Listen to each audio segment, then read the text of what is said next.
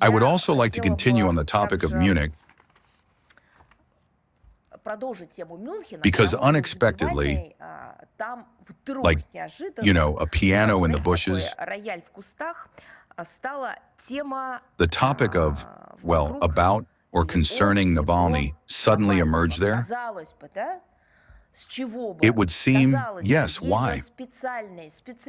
It would seem there are specialized international mechanisms, bilateral cooperation, law enforcement agencies, and, of course, international organizations that for all these years and months and years and 5-year plans have been trying, on this and other cases, to somehow obtain at least some information from Westerners.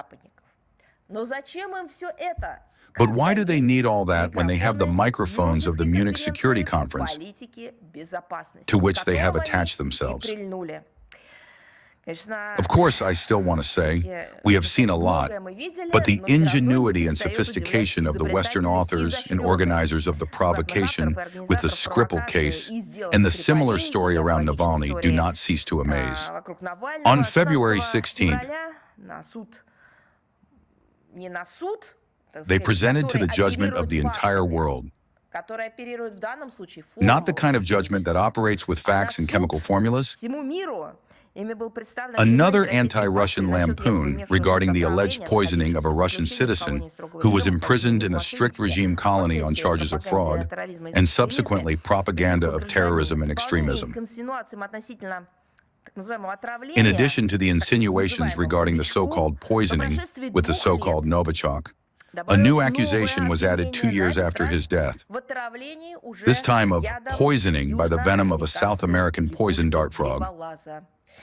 To those who do not follow the topic of the Skripal case and the case of Navalny, it will probably seem now that this is a deep fake. It surely cannot be that serious people would so lead off, absolutely demonstratively, to activate the Russophobic tilt of the Munich Security Conference, talk about poison dart frogs. But I will remind you, for there was the Skripal's cat, and there were also the ducks on the pond near the bench where the Skripal sat.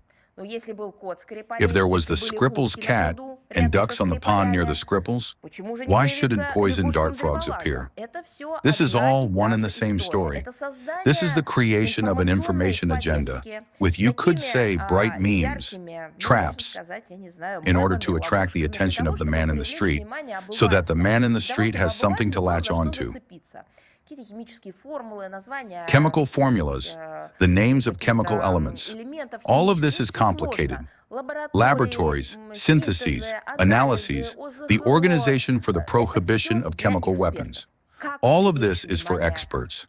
How to attract the attention of a person who, according to the author's design, and we are talking about Westerners, should once again plunge into this agenda. It is very simple. The poison dart frog. In the capitals of the countries that co-authored already 2 scenarios of Navalny's poisonings, they expected in this way to cause another surge of Russophobia. That is, to move the springy starting bridge in order to accelerate the anti-Russian problematic at the Munich conference. However, the riot of their fantasy in the style of the medieval War of Thrones, behind which the centuries-old experience of British and other colonizers is clearly visible, caused only amazement and bewilderment among sane people all over the world.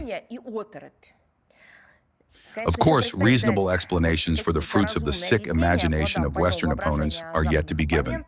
However, it is already clear now that the Russophobic campaign launched in the West, primarily in Europe, has gone beyond the bounds of common sense and an adequate perception of objective reality. Well, that which has already been talked about quite a bit today, we expect that the appeals of these states to the Organization for the Prohibition of Chemical Weapons will receive a proper critical assessment.